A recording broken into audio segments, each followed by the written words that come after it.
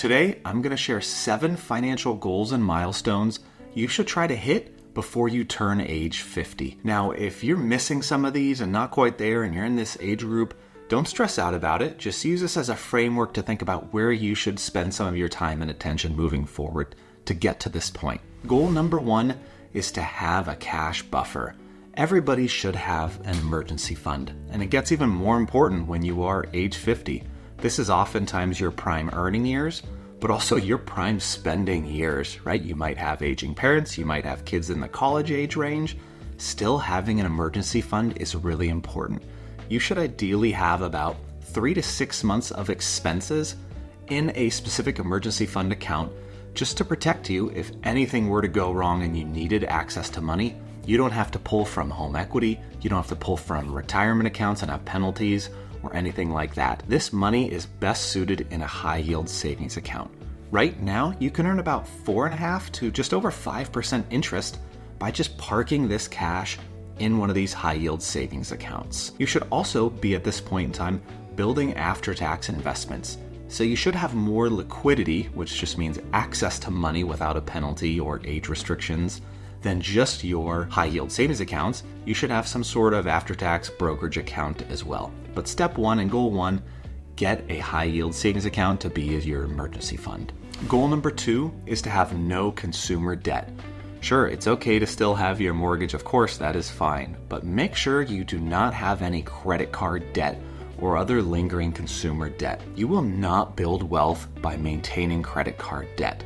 There's always this myth I feel like I hear from people saying, hey, it improves your credit by maintaining some sort of balance monthly. That is the opposite of the truth. That will hurt your credit score. So by the time you're getting to 50, you should be targeting no consumer debt at all. And ideally, you have a solid credit score of something 800 range. Goal number 3 is to have a real investment strategy.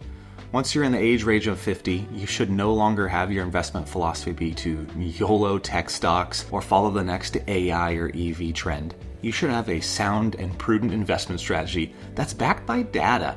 That right now is to invest the bulk of your wealth in simple, low-cost, tax-efficient and diverse index funds and ETFs. There's just no avoiding that is the best strategy. Far too many times we get convinced by the next shiny object or what we think is going to take over the world next. And by the time you're 50, you should have the majority of your wealth following a sound investment strategy. If you want to look and understand some of the best ETFs and funds to buy and invest in, we made a video about that we'll share a link to. Goal number 4 is you should have your assets protected. This involves both insurance and estate planning. Now, if you already have an estate plan, great. I think the goal would be to make sure it's been updated somewhere in the last 5 years. Estate planning could be having a trust, it could be having a will, healthcare directives, power of attorneys, maybe guardianship over minor children, as well as making sure the beneficiaries of each of your investment accounts, from your 401k to any brokerage accounts or IRAs, etc., have the beneficiaries current and updated.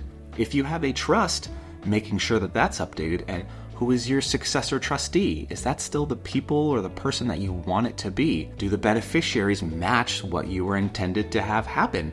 Just reviewing this every few years is really, really important. If you don't have any of these documentation right now, don't worry. It's a simple process, but just go get started and make sure that your wishes will be met. And the second part of assets protected is making sure you have insurance. You are still in prime earning years, and when I talk about insurance, I'm meaning simple, low-cost term insurance. Take a look at how much longer you think you're going to work for and try to understand if something were to happen to you today, how much income would you miss out on? And then take a look at what debts you have as well. If there's a mortgage to be paid off, or if you expect you're going to be supporting kids through education, take a look at all of these and what sum that might be needed.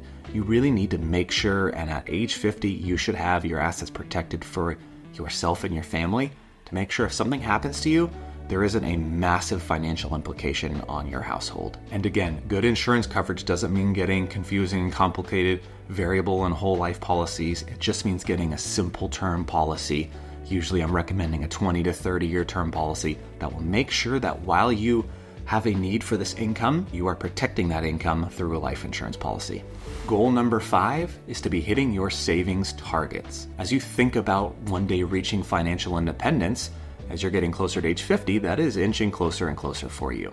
You should have, by this point in time, about 7 times your annual income saved up and invested. So if you have a $100,000 salary, a good target is to have $700,000 invested.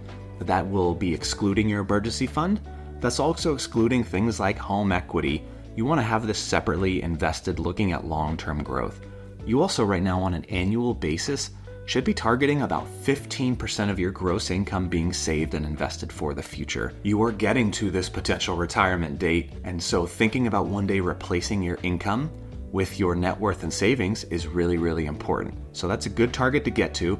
And now you're getting to a stage where you can start letting compounding build. As you start building these investment accounts, that 10% growth, that 8% growth, whatever you are getting from your investments starts building and building on top of each other. Goal number 6 is to have the money conversation. If you're about age 50, this is oftentimes the sandwich generation where you might have aging parents you need to look after, and you still oftentimes have minor or younger kids that you're looking after. It can be really tricky to know how to build a great plan for your future when you don't know what these expenses might be and who you might need to support. I also think it's just good practice to have these money conversations. If you are 50 and have aging parents, I know it's awkward. Talking about money with anybody is awkward. You combine money and family and it's even more awkward, but it's great to have that conversation. What are their plans? What is their intention? Are they going to be staying in their home if they own a home right now? Is it going somewhere else? Do you feel you might need to be financially responsible in some way, shape, or form? And then the same thing happens with your kids and children. If you have children, have a money conversation with them. Understand where they're at if they're maybe college age. I'm not telling you to go in and you've got to go through line items in your balance sheet with them, but I think it's really healthy practice to help educate those around us on financial decisions, involve them in somewhat of those decisions so that people can feel a little bit more empowered and they can start their journey of getting educated. I think that's really impactful for kids. So as you approach age 50, it's probably a good time to think about what age are your kids. Does it make sense to start teaching them about this money? And then conversely with your aging parents, understand the implications they might have on you and support, etc. Goal 7 is to have a financial plan. Too many people, their strategy with money is to just stick their head in the sand, work really hard, and then a year or so before retirement, take their head out and hope they're in a good spot. Unfortunately, I've seen it way too many times where they're not retirement ready. How you earn, save, and invest your money today will determine your future lifestyle. And you really want to just take a moment, whether you do this on your own, whether you hire an advisor, it doesn't matter. Just have some plan in place. And a plan means you making great decisions with your money. Take a look at what you're trying to build towards. What's important to you and your family? What might change in the future in terms of, are you going to move when you retire? How much longer do you want to work? That way you can make changes today if something isn't on track. But just getting a big framework for where you stand, where you're trying to go, what are the missing pieces, and making sure that starting today, you can start taking action and make sure you're on the best possible path with your money. That's a way better strategy than just ignoring things, deferring it for your future self to deal with. Make sure you're in a good spot now, so get a plan in place. And that's a great target by age 50. Thanks for watching this video. I'm Peter Campbell, the lead advisor at Bull Oak. We're an independent financial planning firm based in San Diego. If you have any questions or you want to learn more about how we work with our clients, check us out at bulloak.com. Thanks.